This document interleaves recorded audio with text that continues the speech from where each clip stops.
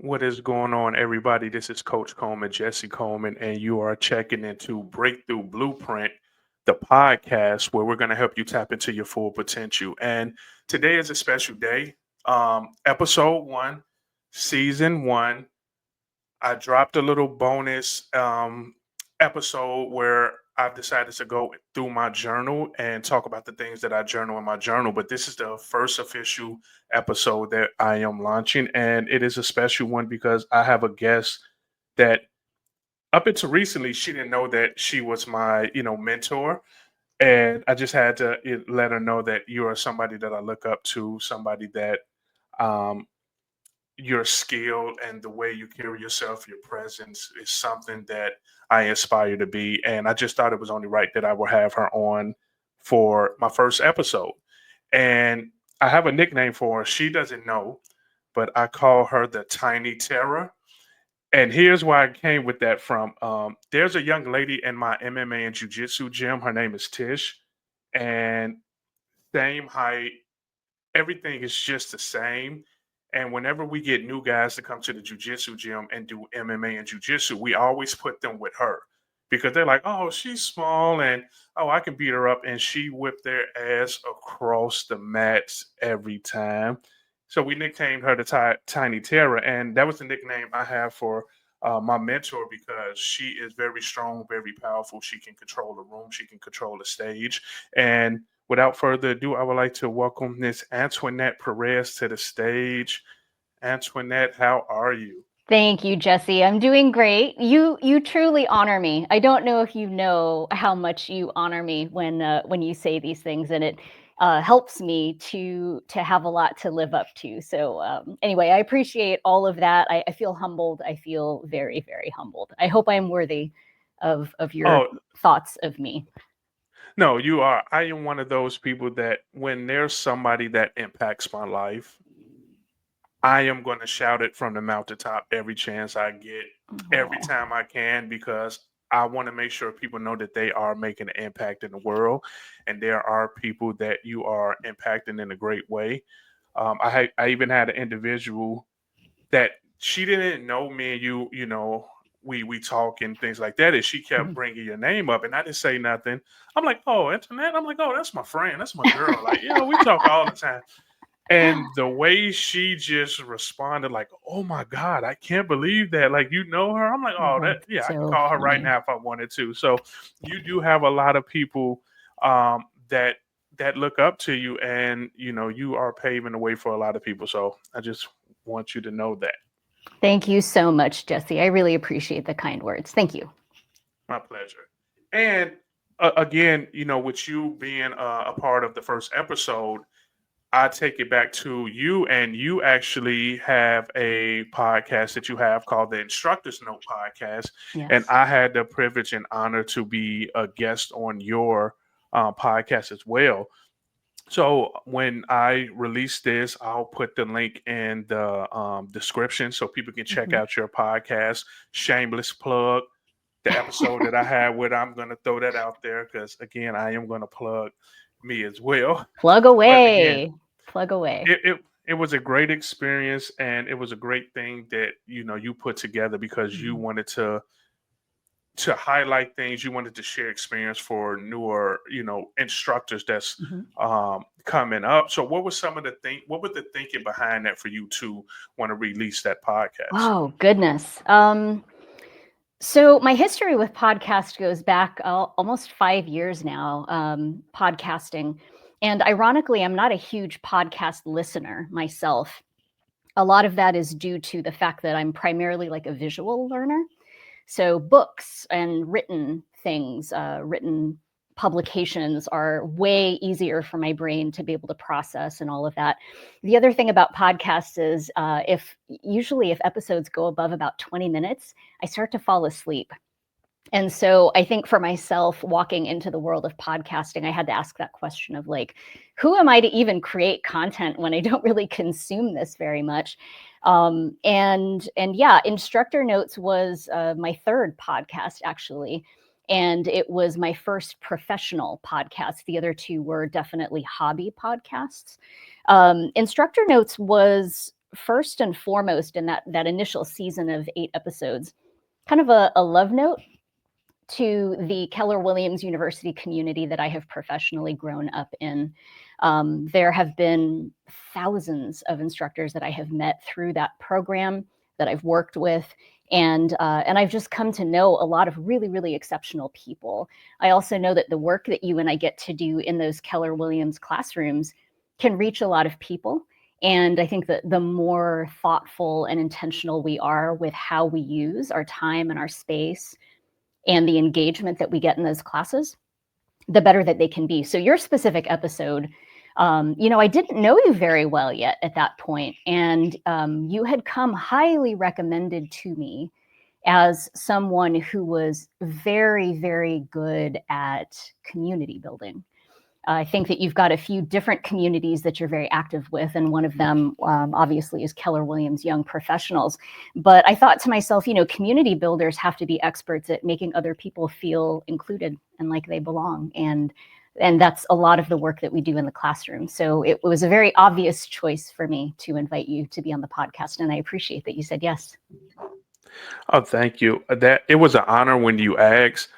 I had reached out to a few of my friends, like you would not believe who just asked me to be a guest on their podcast. And it was just so funny. And I'm like, oh, definitely. And I think that's one of the things that we have in common is that we want to build other people up. We want Mhm. to prepare people. And I know we talked about this offline when we have our conversations, is that um, we face some issues. We face some things that we have to go through to Mhm. be able to go to the level that we want to go to. And I Mhm. know for me personally that I want to be one of those people that help pull other people up. Like, hey, I've been through that. I'm still struggling with a lot of those things. That's kind of like Yeah. how this whole thing came about of me. You know what? I'm tired of waiting for other people to invite me to their table, Mm. and I am going to create my own table where there's no rules. I don't have to, sugarcoat things, Yeah. and just keep just going on. So that was great when you asked, me to be a part of that, and I just love that you wanted to leave your love note to people that's coming up in the KWU world. Oh yeah, I have had the pleasure of having people around me to influence me that are so incredibly bright, motivated, talented, skilled, intelligent. Yeah, it's we really are that cumulative result of all the forces around us, and Keller Williams University has been a huge one for me. Yeah. So let's start here, and then we'll kind of work our way around. This is going to be free flowing. It's funny because when we was prepping for the episode, I sent Antoinette a long list of 10 questions. And after I sent it to her, a day went past and I thought about it. I'm like, okay, I am not that structured of a person. Why am I Yeah, sending a full list of trying to control the flow of things when it's like, no, let's just flow. Let's just be open let's and go flow. through it. But there is some questions I do want to ask, and the first question is, who are you outside of work? Mm, What is something most people don't know about you that shaped you into the person you are today? mm, mm. I think the serious answer to your question is that I grew up as a student musician. And I do talk about music with a lot of different folks, but I don't know that we always talk about how, I started playing music when I was very young. And all of those experiences, first in band and then choir, which is where a lot of my, I would say, strongest social relationships were formed through school, and then orchestra. There was, of course, the ones at my school, but then the county ones that I auditioned for, the statewide ones where your network grows, and The experiences grow, the number of conductors under whose batons you get to perform grows, the pieces get more complex. Like it did a lot to shape me. I think I still very much see the world through musician eyes first. I think that a lot of the ways that I choose to interact with people are kind of shaped from those very, very early interactions. But I would also say my second answer to this, which is the goofy answer, and it's true also, I love animals. I love them. I love cute things. And when you put the two together, I love Animal Crossing, which is a game franchise from Nintendo. Yeah, And I so know. I'm not like a gamer per se, but I do like have all of the Animal Crossing stuff. And in fact, in my room, I have a big projector set up and it projects this giant image so that just for Animal Crossing, just so I can sit back occasionally. And I don't play it very often anymore, but it was a requirement for me to have that. That is amazing. And when you said Animal Crossing, I Right. know about that. Me and my daughter, um, I want to say it was during the pandemic time, Yes, or yes, it was something it around that was. time where Yep. me and her was playing Animal Crossing, and I got it for her. Yes. But then, I sat there with her. I'm like, oh, that looks pretty cool. And then I'm like, you know what? Maybe I should make me a character. And Yes. before you know it, we were arguing over whose turn it was to do Yes. things, and Yes. that is amazing. I like that. And with hearing about you and being a musician, Mhm. that's another correlation we have with each other because Mhm. at one point I was a I was an artist. Me and my friend, we had a record label. We traveled. Yeah. If people search on YouTube, I'm not giving a name, but there may be a lot of stuff on YouTube that I don't really speak about too much because yeah, Well, it, Jesse it, may not link it in his podcast episode, but I will now find them and link them in his episode on my podcast if anyone wants to do a deep dive on that. That's a promise. yeah, there's a few people that I've had shared like past stuff with that they saw and they're like, I would have never thought that you were into music like that. I'm like, oh, we've done it all. So Yeah. that's funny to hear that about you and know, like, okay, we have those things in common also. Oh, yeah, for sure. I think, it's probably not surprising that you and I ended up in a career or a line of work where we're doing a lot of that presentation because I've been presenting since I was 9, and you've been presenting since you were very young as well. I think that communication is a big thing for both of us, being able to communicate and express ourselves. And music is just one avenue to do it. Now we have a very direct avenue to do it, which is just talking, teaching, presenting. And it's funny you say that because one of my closest friends, he's still in the music industry and he's a tour DJ. So Mhm. he tours with a lot of big artists. And one day I was sitting in the airport coming back from teaching and he called me and he said, "This is amazing." He was like, you're traveling the country with something you wanted to do. You wanted to do it music wise, but Right. we didn't get that far in music, Yeah. but yet you're still touring, quote Mhm. unquote, different cities, hotels. He's like, Absolutely. you're still doing the same thing that you was doing. He was just saying, it's just amazing to see that what you wanted to become in one field, you Mhm. maybe didn't make it all the way there, Mhm. but yet you're able to do those exact same things that I'm doing with artists. You're Right. doing it as an instructor. So when he shared that, it made me really look at it like, things may not go the way you specifically want it, Mhm. but you'll end up doing those things one way or another in any given field. Yeah. We're at an interesting point in our society where it seems like there's so much crossover in things. And another example of that is, Hannah Gadsby is one of many comedians who has turned a comedy show into an educational opportunity. And I think a lot of people go in expecting that they're just going to laugh for an hour and a half, and they come out with their whole worldview challenged and potentially changed. It wouldn't surprise me if someday we saw a Coach Jesse Coleman tour bus, where you had a message and you were going from city to city, and who knows what you're going to get exactly, but you're going to go anyway. That would be kind of fun. Yeah, and to that point, And you brought it up earlier where you are more of a visual person, and we're Mhm. seeing that a lot of people, their senses, they're using more of their senses now. So there's some people that's visual and like to listen or feel, because that's the same with Right. me. I'm a book person. Mhm. I can listen to audibles, but I want to feel it. I want to look at it. I want to be Right. able to read the words myself. Mhm. So you're probably starting to see a lot of that with people and their accepting of information, Mhm. where, hey, if you are coming to teach or show me how to become better, yes, I'll come to your tour stop and sit in the arena and listen to you do that, because Yeah. it's just the way they're accepting music, or not music but information nowadays. Right. Right. Absolutely. All right. So the podcast is Breakthrough Blueprint, and we're talking about tapping into your full potential. And we'll go a Mhm. little bit deeper in where did that come from. But Yeah. what is something for you that is a daily habit for success? Something that is a non-negotiable habit or routine that keeps you grounded or motivated. I I actually change my routines probably more frequently than most. My wake up time is relatively the same most days. When I'm at home and I don't have appointments early in the morning, I will wake up when I wake up, and that time is very, very predictable. It's weird how that happens.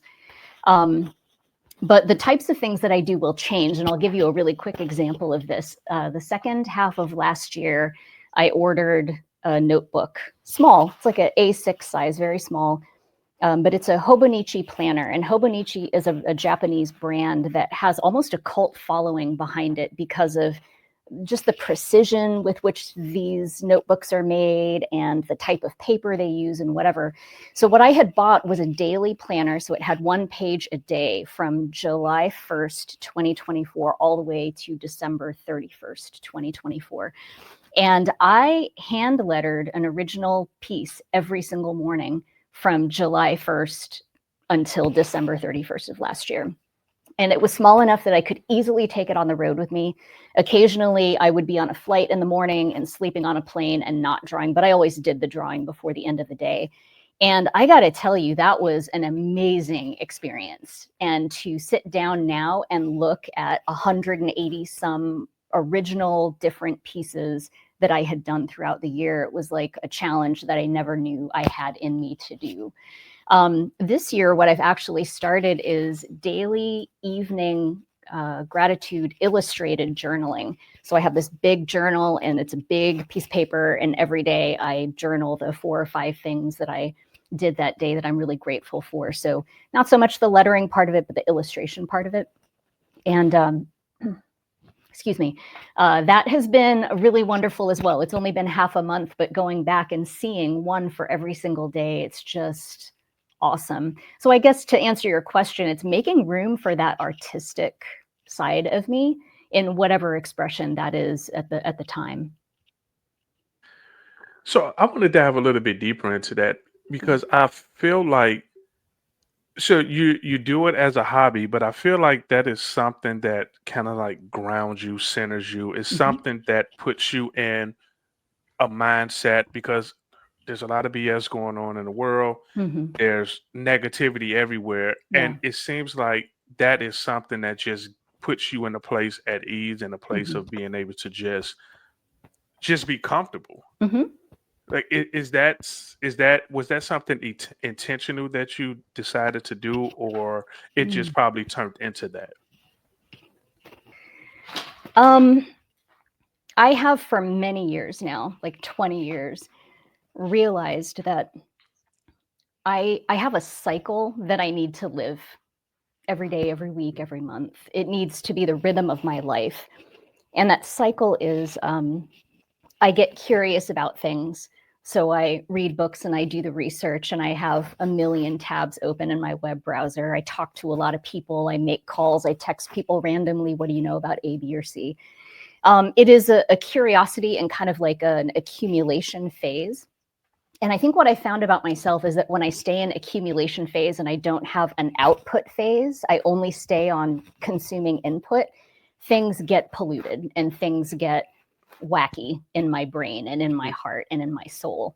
And so a very necessary next step for me is the creative output, whatever that ends up being. Again, in the last 5 or so years, I've really doubled down on increasing my illustration skills, my hand lettering skills. As I mentioned before, I think self-expression is really big for me and probably for you too. And so it's not enough to consume. I have to also create. And the third piece of it that makes up the three of my values are curiosity, creativity, and then connection. So it's about connecting with people through the making, the learning, putting that art or that finished product out there. So yeah, I've just found that for me, that is a rhythm of my life that keeps me feeling good and feeling connected and feeling grounded and feeling whole. I love that. And it made me think about really what I have to do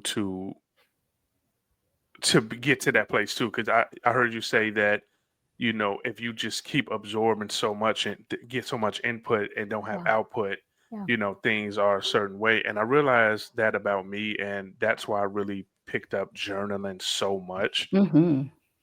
because I realized, and I tell people this all the time, like, okay, our mind, just think of it as we have a puzzle. We have a big puzzle. Mm-hmm. All the pieces is inside the bag. We can't put that puzzle together because it's just so many pieces there. But when you rip it open and you lay all the pieces out, you can start putting pieces together. And Right. that's one thing I realized about me personally, with my mind, is if I have all these thoughts, all these things build up inside, Mm-hmm. I'm living in chaos. Mm-hmm. And it's like, for me, I decided, okay, let me start journaling. Let me start putting these thoughts on paper, Mm-hmm. and that's been my release. So maybe I need to add on top of that, like, okay, what is something else that I can do Yeah. to be able to have more of a release? My coach, it was funny. She sent me for Christmas a dope coloring book. Is things I want to say in my workplace, but I can't. Yes. And and one day I just sat down. I'm like, you know what? Let me pull this out. I found the page. I'm like, yes, I would love to say that. And I just Yeah. started coloring it. So, and I felt so much better Good. afterward. So Good. I agree 100%. And for anybody that's listening, for anybody that feel that they are in a point where they just feel overwhelmed, there's so much going Mm-hmm. on. They have all these thoughts in their mind.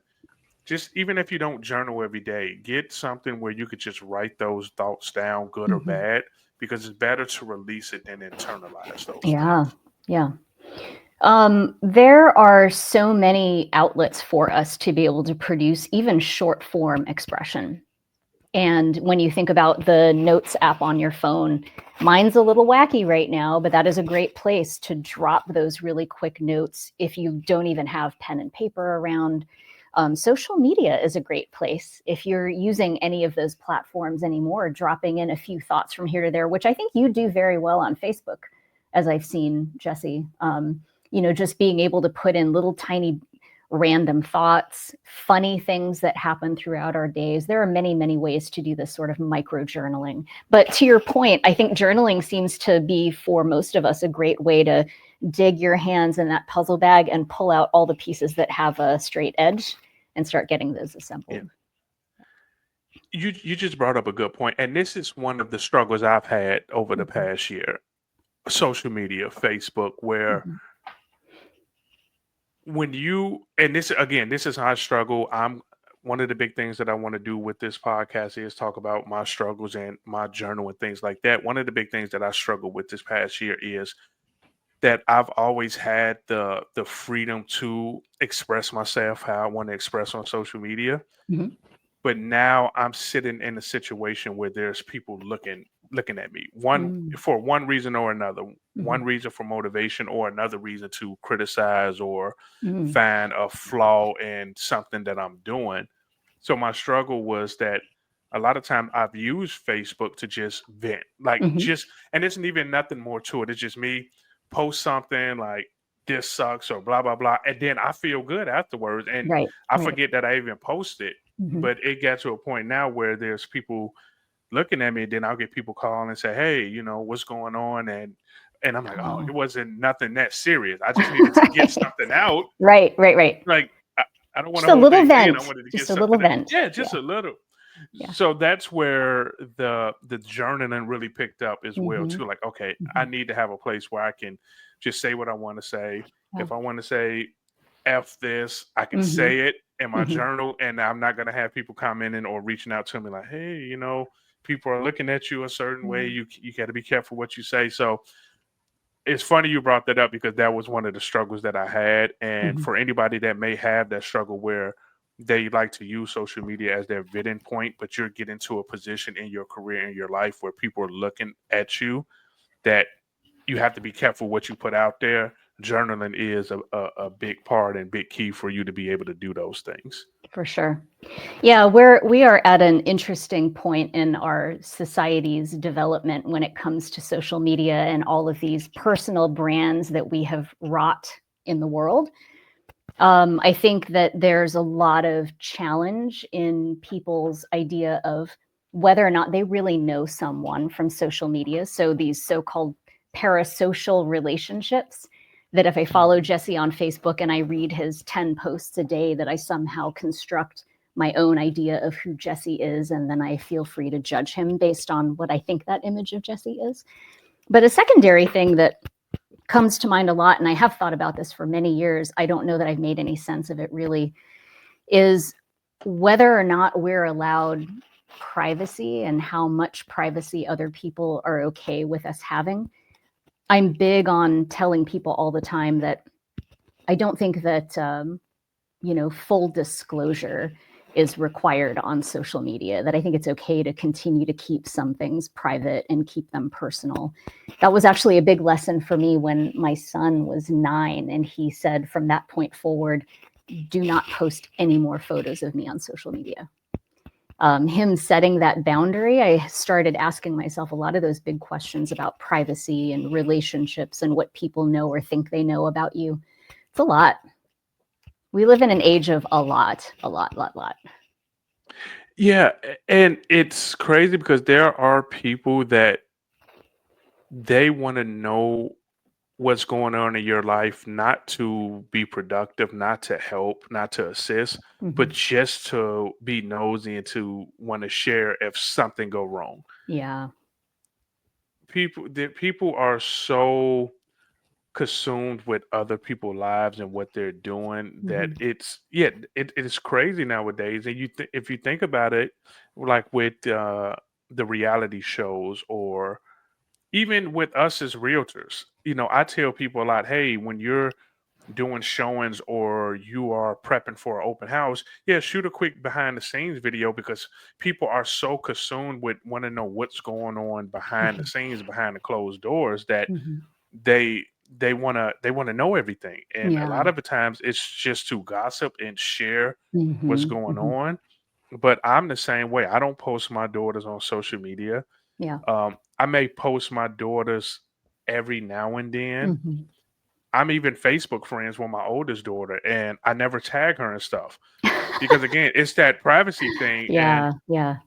I also think that's one of the ways of where I was brought up in my environment of there are people from your past, and so everybody past can be different. Mhm. But I know for me in my past and a lot of my friends' past is that there's still some people that operate different than Mhm. nowadays. Mhm. And I'll be very transparent and honest. I do that for safety reasons Mhm. because some people may see, Yes. oh, Jesse's traveling the world, he's doing Mhm. that.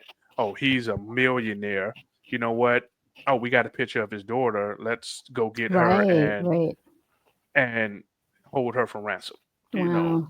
Yeah. I've had friends that's been kidnapped before. Like I've Right. been through those experiences. So Yeah. that's one of the things for me why I don't post a lot of personal stuff. People know Yeah. I have a oldest daughter and a youngest Mhm. daughter. Mhm. I may post something every now and then, but I keep them off of it because again, Sure. it's a lot of safety issues that I think about with that. Safety is real. Safety is real. As you were talking, I was thinking about how you and I can also probably see the other side of the coin too. that if we do only post online the good stuff, then of course people who are following us, right, are asking, can't all be good all the time? And there may be that scratching under the surface for authenticity. And I can understand that. I can understand people feeling like they want to know, is this person real and are they authentic? But that's actually the conversation that I have with people. I'd forgotten the phrase in the moment, but authenticity does not automatically equal full disclosure. Yes. If you want to show that you're authentic on social media, it doesn't mean that you have to tell us everything all the time. And in fact, please don't. Please reserve some things for your private thoughts in your journal, to your point.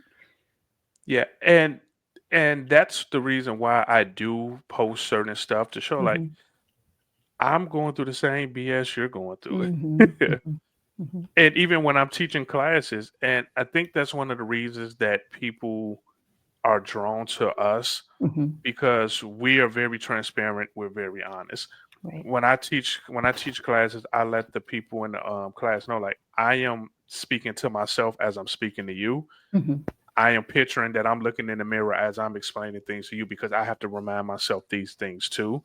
Right. And a lot of people like that because you have some people that talk down to people Mhm. or they like to put on this show or front as if they are something bigger than life and Yeah. they got it all figured out, but once they go home, it's just a total mess. Mhm. So I like to be very transparent and honest, and like you said, everything doesn't need to to be out there. It's striking that balance that is so, it does feel like every day it gets a little bit more complex and a little bit more nuanced. And we just have to constantly stay in touch with ourselves and that inner compass and the people who are closest to us to keep making the best decisions for ourselves. Yeah, I do have a question. Mhm.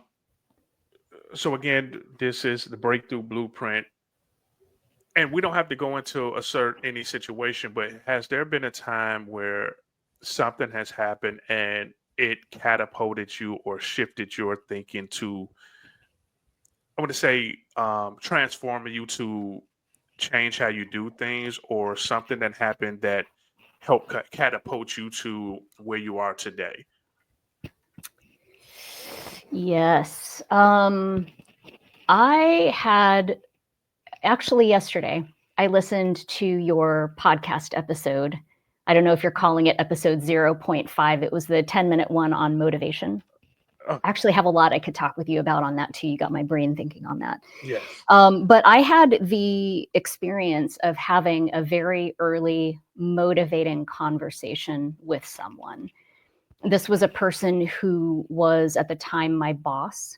It was someone who I would say neither of us would characterize our working relationship as 100% positive one. We had some differences of opinion and we had some personality conflict going on.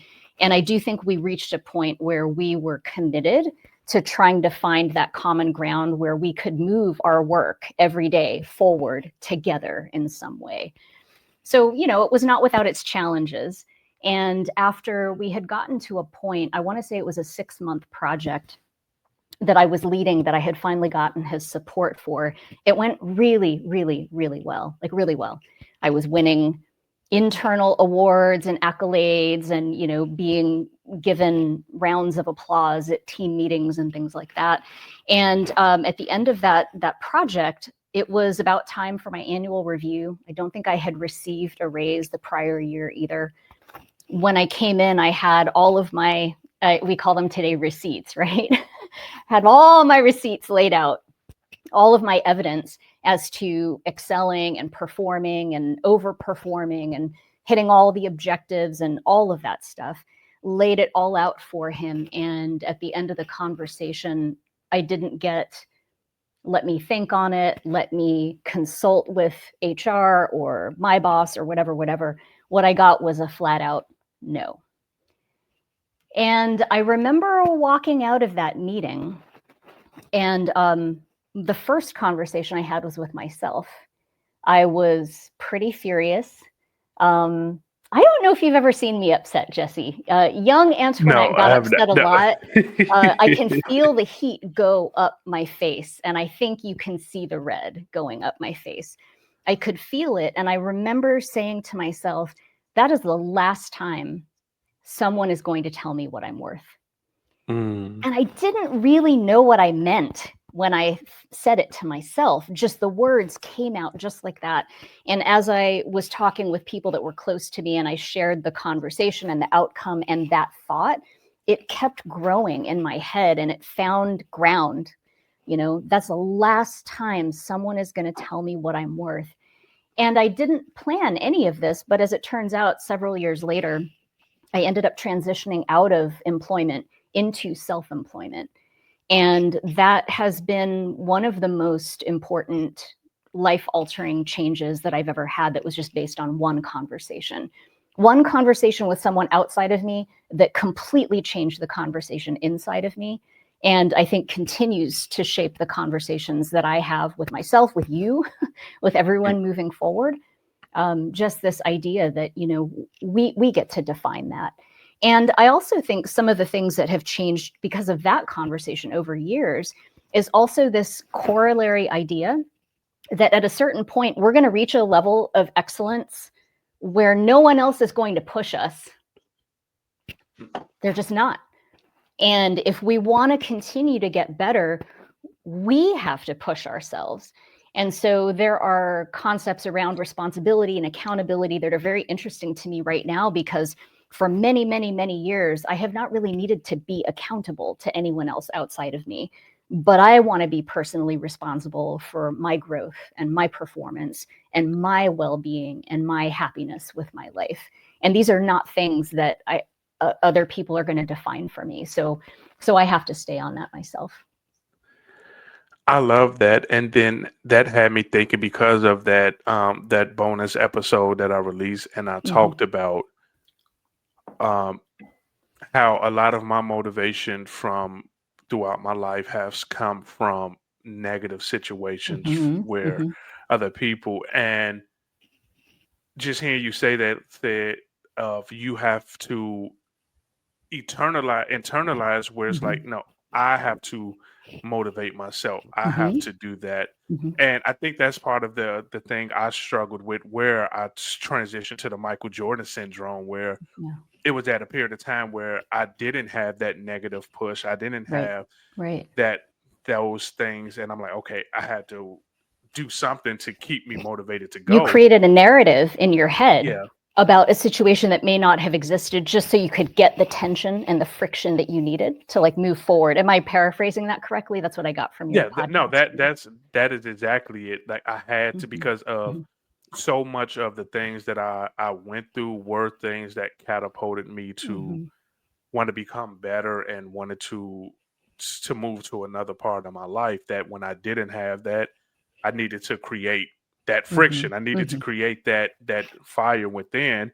And Yeah. I don't know if that's a good or a bad thing. Yeah. Um it's it is something that I do need to, like you said, take a step back, look at myself and say, okay, is this something sustainable to do that? Or can you transition that thinking to be able to just have eternal motivation to keep you going? Right.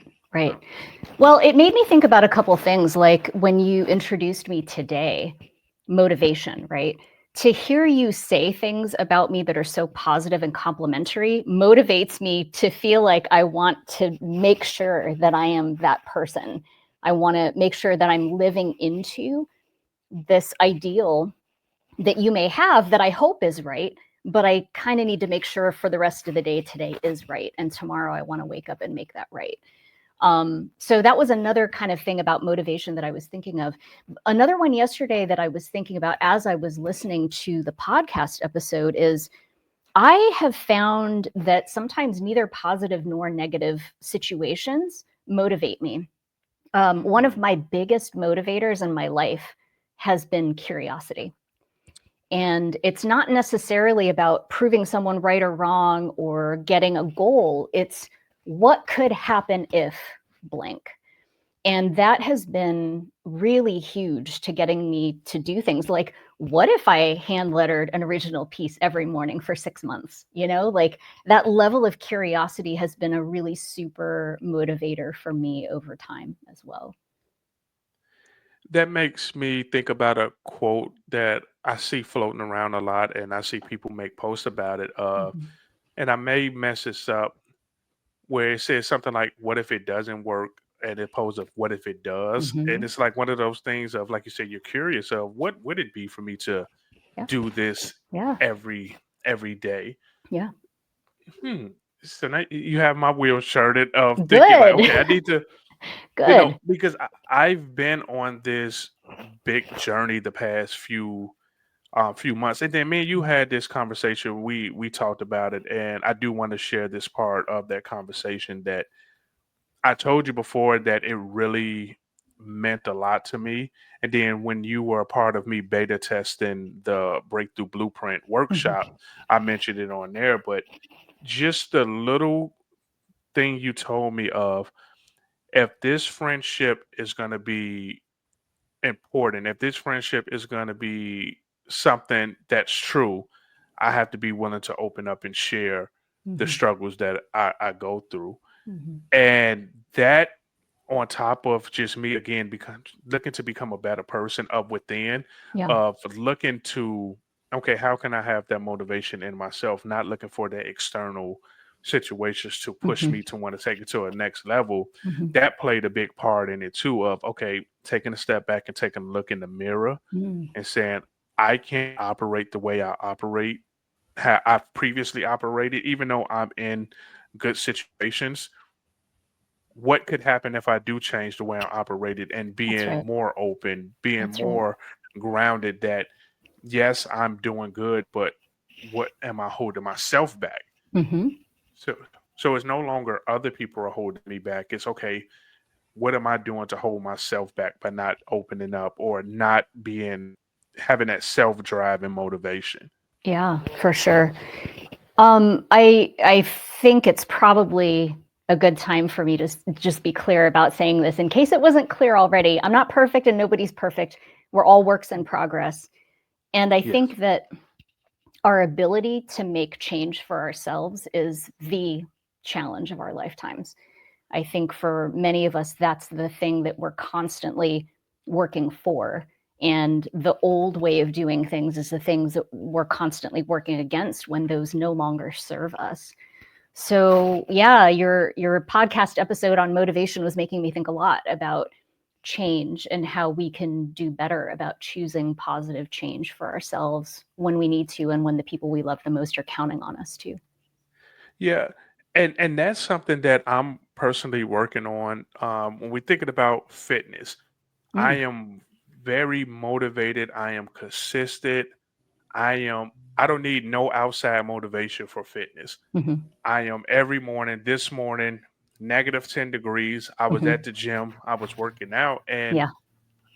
I am trying to think to myself like, okay, Jesse, you have that consistency, you have that discipline that even when it's negative, you're out running, you're working Hmm. out. Hmm. How can you harness that? How can you use that same self motivation in other areas of your life Hmm. to be able to where you don't need to get it from a negative situation? You don't need to get it from a positive situation. You're Right. getting it Right. from within. So that is something that I am working on, trying to figure out how to use that same thing for, again, other areas Absolutely. of my life. Absolutely. Mhm. There are a lot of good books out there on change, and like one of my favorite ones was The Power of Habit by Charles Duhigg.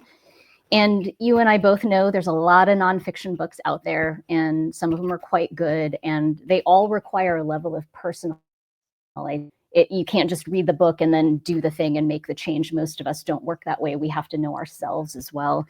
And I have a little success story to share about change that Yes. I made. I went to my doctor last year for my annual exam, and for the third year in a row, my blood work came back showing a little bit of elevated total cholesterol. So the full explanation is my bad cholesterol is still in the safe range. My good cholesterol is high. So when you add the two together, it puts the total just above that safe range. And so since it was the third year in a row, my doctor said to me, and it was actually, she wrote it on my written report, eat less cheese. And I'm vegetarian, so Yeah. immediately I started going negative. And I said to the computer as I was reading this report, I'm already vegetarian. Do you want to take all the joy out of my life? You might as well have just written, have less joy. And I immediately kind of knew this about myself, that when there is a change that I need to make, and let's be real, like I knew I was going to have to make this change. If I don't want to have a heart stent in 10 or 15 years, if I don't want to have a blockage, like I need to make these changes now, right? So I knew phase one for me is complaining, and it's complaining loud, and it's complaining to anyone who will hear. And sure enough, I would go to the grocery store, I'd walk in the chip aisle, my favorite aisle in the whole store, and I would just point at things and be like, I guess I can't have that now. I guess my doctor says this is off limits now, just waiting for anyone in the aisle to engage me in conversation so I could complain to them about this change that I needed to make. I went to Instagram. There is a chef on there. Okay, it's at Alfie Cooks, in case anybody wants to know. He does mostly vegan stuff, but I've made some of his stuff before. I go to his feed and I look at all the stuff that I've bookmarked, and I'm like, all right, I'm going to make some shopping lists here. We're going to try some more vegan stuff. And the short end of the story is that over 3 months, I think I had to get blood work done again. All my numbers had improved. Basically, I was doing like 2 meals a day that were vegan, and then one where I would kind of let loose a little bit. And I was really proud of myself because I at least knew that I had to get through that first phase of like complaining, resentment, negative, but I'm still doing it, right? And then after a while, it's just how it is now. And I found that last night. I went out to eat with some friends, ordered a vegan meal. It was delicious. It was great. And I did not complain one single time. I'm growing, Jesse. You just said something that I'm so happy you said, that you gave yourself that chance to complain. Oh my gosh.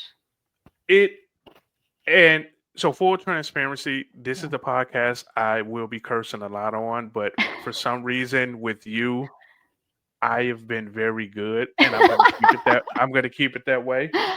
But I am all for gratitude. I am Mhm, 100% all for that, mhm. but I get so pissed off when people say, "No, don't complain, don't say nothing, live in gratitude." And I'm like, "Listen, goddamn it, I am the type of person that I need to vent. Yeah, yeah, I need to curse, I need to yeah, complain. That is a form of me, like you said, accepting what's going on and yeah, getting past it. that's right. First, I'm going to complain. Yep, I'm going to accept it, then yeah, I'm going to move on. for The sure. only the only part that I do agree on is that there's some people that use the complain Mhm, as an excuse mhm. to stay in Good that point. area, Yeah, yeah, yeah, for sure. and I get Complain and that. make the change. Complain Yes, and do the right thing anyway, right? Yeah, yes, yeah, I yeah, am one of those people, and I tell people this before they come to me to complain. yeah. Mhm, Yes, you can come to me to complain. mhm. After you're done complaining, what is the solution? What are you That's going to right, do after that? that's right. And when? And yes, and I Yeah, love that you gave yourself yeah, that. So if you're listening, it's okay to complain. It's okay to vent. It's okay to curse and say that, and yeah. you just can't stay in that That's area. right. That's right. Stuck is it can be deadly for us. Being stuck Yes. can just be deadly. I would say that, to your point of being in gratitude, let me tell you, I can complain and also be grateful. I'm not such a limited person that I can't do both. We are human beings, we're complex, and we contain multitudes. I am grateful for all the other things that go right in my body. That one cholesterol thing was just one, and I needed to complain to anyone that would listen. Bless all of those strangers at the grocery store that put up with it, but it's just part of the Mhm. process for me. And so I think when we make change, it's like, how do we make change work for us, but still make the change? That's the Yeah. challenge. Yes. So for you all listening, do not let anybody tell you that you are not supposed to complain. The issue is if you use that as a Mhm, handicap, if you use that as an excuse to stay in that mhm, complaint and mhm. you don't move forward with it. Yeah, yep. Um, I got a question I do want to ask. So I am going to jump into another question. Sure. Um, what was it that inspired you to? Because here's so for you all who don't know, Antoinette is a big part in the KW University. She's the international master faculty where she makes sure that trainers are what is the word I'm looking for? That we are capable of providing value to the people we teach. I'll Mm, phrase it like that. okay. And what what inspired you to go that route as opposed to teaching, because you do teach Mhm, out people outside of that field. mhm, But mhm. what was something that um pushed you to say, hey, I want to help be a part of people becoming the best instructors they can to be able to pour into the people that they teach? Back in the earlier days of Keller Williams University, there were only, in the original master faculty, 22 master faculty instructors. And there were a lot of classes to teach. And at the time, I think the main one that I had been teaching was a class called Consulting Clinic, which is about asking questions. And I got an invitation to teach Train the Presenter. At the time, they had, I don't think, anyone that was specializing in teaching it. So, sort of back to this idea of curiosity as a motivator, there's another thing that I know in my life is a big motivator for me, and that is challenge. And I think that's related to curiosity in some ways. If you put something in front of me that no one has ever done, I'm going to ask, could I do this? What would happen if I did do it?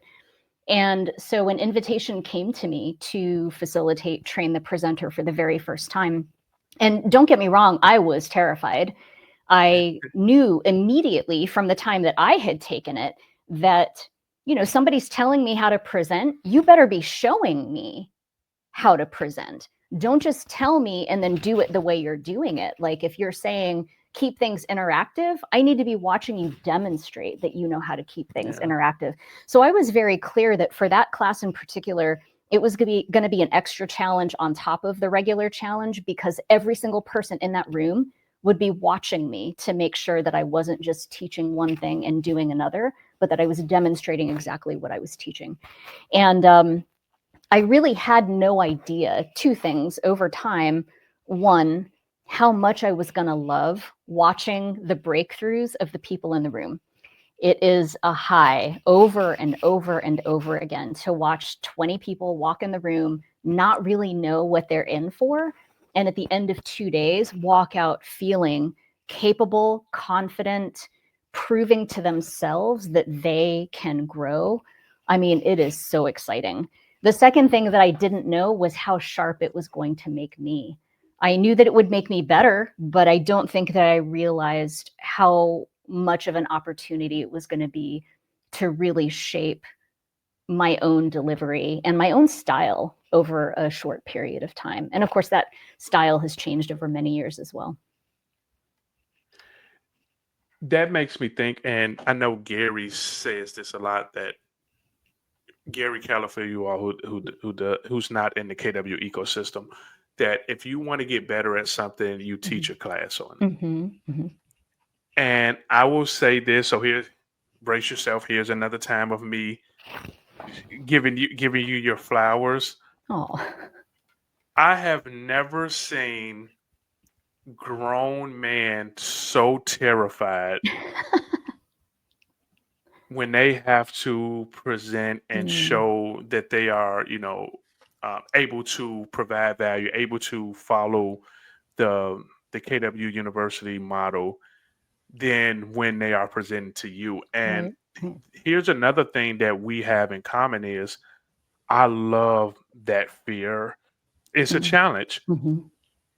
Up until I met you and took the first session with you, I just always heard about like you do not want to have Antoinette. You do not want to have Antoinette. She is like she's it. Like Mm. as the young kids say, she's like the final boss. Like you have to get past her Love that. to be able to do it. And Yeah.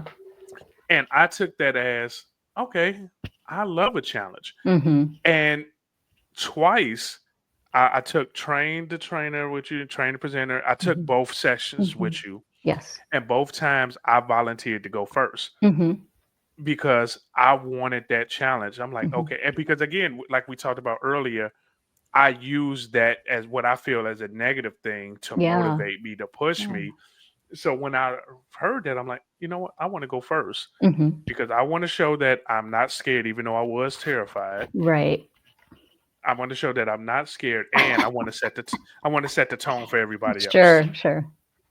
So I love that, and again, I've never seen so many grown men so nervous and terrified. Yeah. It it It's how a does it sticky feel? thing. It's a How sticky does it feel to thing. have that reputation, though? How does it feel to have that reputation?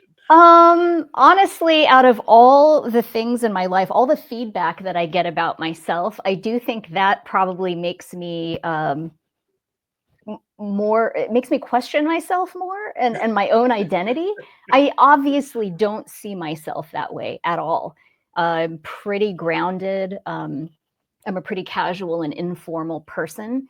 But I think there's a lot about me that people, like to our point of social media, if you only see me for 2 days, you might just see certain parts of me that create a puzzle and you happen to put those pieces together in a certain way. But without really knowing me outside of those 2 days, you might think very differently. Like for instance, I've been told this ever since I was a young kid playing music.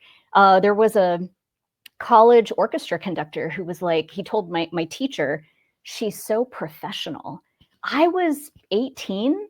I didn't know what that meant. I didn't know what it meant. And what Right, he meant was she shows up to rehearsal on time. She's prepared and warmed up and ready to go. She takes instruction well. Like I didn't know what those things meant at the time. right. But I think that for people who only see me in 2 days, if you see that level of professionalism, you automatically assume she's got it all organized in her head. She's got this figured out before she walks in. Some of it's true and a lot of it's not. I tell people often, because it is true, my brain is really chaotic. There's a lot going Yeah, on at any given time, many thoughts, many strings of conversations that have been left open that I'm weaving together and making connections. And my brain is constantly going. So it feels really messy, but apparently it comes across like I've got it all figured out. That's actually not the case most of the time. So how does it feel? I don't know. It feels wacky. I question my own sense of identity sometimes when I hear stuff like that. But really it's the class they're responding to. It's the yeah, challenge first of stand yeah, up and show us, right? Show us how yeah. coachable you are, how much you've learned, um, all of those things. And then secondarily, I think it's about me. But first it's about the class. N- Well, well, Really? I think it's about you because again, for a situation where again, I call you the tiny terror, Yeah. small in stature, that the way you can come in and control and dominate a room without being forceful, without being Mm, loud, mm, that is very huge. mm, And I think we actually talked about this in one of the class where if I was to walk into a room, mhm, it would be quote unquote a little intimidation factor for people because of my mhm, stature and things mhm, like that. mhm. So I can get people to kind of, okay, fall in line a little bit. Yeah. But for you to be able to do that, that was one of the first things that really drew me to you is that she can control the room. She can, and I'm not saying dominate in a negative way, but Mm, can dominate and control the room, and mhm, people are there and hanging on every word. mm, That is something that not everybody can do, and that's why your reputation is what it is because you can do that. And I think about with our what was it, family reunion? Yeah, mhm. it was family reunion. Family reunion last year was a mega camp. Family reunion. No, it was mega camp, Yeah. and you were one of our keynote speakers. in a room of about 150, Mhm. 200 agents, at the Mhm. end of the day, Mhm. hungry, tired, you were Mhm. still able to control the room when Mhm. all those things up against you. You were still able to control the room, and we had positive feedback from the people that was in there. Mhm. Not everybody can do that, and that's one of the things that I laugh when people come up to me like, you know what, I want to be a trainer instructor too. I can do this, and I'm like, yeah, if you, yeah, we'll see how that goes. If you think it's as easy as you think it is to be able to hold the attention from Yeah. adults. It, Mhm. adults are a lot harder than kids. Mhm. Mhm. Holding the attention of adults, and you do that so well. So your reputation is very well deserved, and I love it. Thank you, Jesse. That's hilarious. You've given me a lot to think about. I was actually at dinner last night with a couple of friends from college. So, I mean, I met them several days after I turned 17. I've known them 2/3 of my life. And we were going around the table talking about what has changed between when we were 20 and now that we're like 50, right? And I think something that was said, and this is among a friend, right? He was like, it just came out. I'm an intense person apparently, and that's never changed. They were just talking about the intensity level and the ability to kind of like direct the intensity level. So maybe I've improved a little bit in that, but in social situations, I think I have more work to do in toning it down just a little bit for the average citizen. Hey, well, we're at a point where we are going to be who we are, and True. those people that can't accept it and deal with it, that's fine. And we just don't spend that much time together. We are not Right. for everyone all the time, right? Exactly. Yeah, yeah, Exactly. yeah, Everybody doesn't eat the same type of food. They don't like yeah. the same type of food, so they That's don't right. have to like the same type of people. It just That's right. it's That's just right. one of those things. Jesse and I Okay. will eat vegan together and then we'll go shopping in the chip aisle, very loudly complaining about all Yes. the things we can't eat, right? Yeah. I do that a lot right now. Because I'm on 75 hard, so Oh, there's a lot of things that I love that I can't have, yeah. and it's becoming a habit where I don't even miss them anymore. Yes. That's all it is, right? It's giving ourselves the ability to complain and make the change until we don't have to complain anymore. And it just becomes how it is. Yeah, and I haven't had a drink since June 1st, 2024, Wow. and for Christmas, I don't know why everybody bought me like whiskey because I am a big whiskey person, but I Hmm. haven't had a drink since last Hmm. June, and Hmm. I'm like, well, I appreciate it, and I don't know, I don't even know if I will have a drink Yeah, anytime soon or ever again. I never know because right. I don't. It's not something that I'm like, oh, I just need to have it. Right. I It's love that. a I think habit. that's the way to think about this is all of these changes reflect how we change as people. And I think once we get trapped into I'm never going to insert, right? I'm never going to have another drop of alcohol. I'm never going to eat another piece of cheese again. We start creating these limitations on ourselves that get in our heads. I think when we get to stay flexible, we get to accept that we're human and that we're allowed to change. Sometimes we have to change. It's better that way. Maybe you'll have the whiskey, maybe you won't. Maybe you'll regift it to your friend Antoinette. No, I'm kidding. Yeah. Um, Listen, you I know, have a lot. I have a lot of it. but it's up to you and no one else whether you decide to partake in that whiskey or not. And I think giving yourself that flexibility to make that decision later is just the way to go. Yes. Yes. Well, we are coming up towards the end of this episode, and one thing I have decided is that I'm gonna have to have you come back because there's so many things that we didn't dive into, and I Yeah. just love the way we were able to have a conversation. And I feel like this is one of those conversations that we will have when we do our check in, where we're Hmm. just following up on each other. And I just love that we were able to record it and be able to put it out there to the public. So, what do you want to share with the world? Where can they find you at? Anything? Because I know at one point too, recently you were creating a course too. So Yes. share everything that you want to share with the world, where they can find you at, and I'll link everything in the description too. Yeah, thank you. The best place to go for all the information is just my website, which is rockontinyrebel.com. And that will lead into the teaching, the facilitation, the coaching, all of that stuff is just kind of there. And if you have any other questions, just email me. I would say my biggest news is that in November, speaking of all of these ways that we keep ourselves motivated, some friends and I hosted a 30-day nonfiction writing challenge. So we got Wow. into Zoom every day for about an hour, and there were 22 people that participated. We let them come in and join us for just an hour of writing. Sometimes they came in, sometimes they didn't. Sometimes the host was the only person in there. But at the end of that month, I have a manuscript, my friend. I have a manuscript Wow. for a nonfiction book, and now I have to find an editor and figure out that whole thing. So I'm excited about that. I'm terrified, honestly, about it, but I'm excited about it. So again, we contain multitudes. I'm terrified and excited at the same time. I love that. And that being terrified pushes you to do the things. We That's don't right. let the fear handicap us. We use the fear to fuel us. Right? Yeah. Let the curiosity override the fear, right? Yes. Let it be greater than the fear.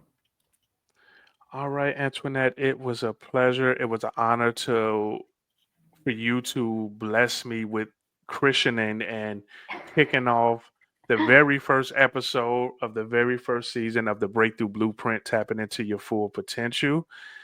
And it was great. We're going to do it again. I am so honored. Thank you so much for having me. I loved the conversation. I think I'm going to go back and listen to it a few more times, and then we can have more conversations later. All right. Thank you so much. All right, everybody. Have a great day, and we'll see you next week. Fresh Production.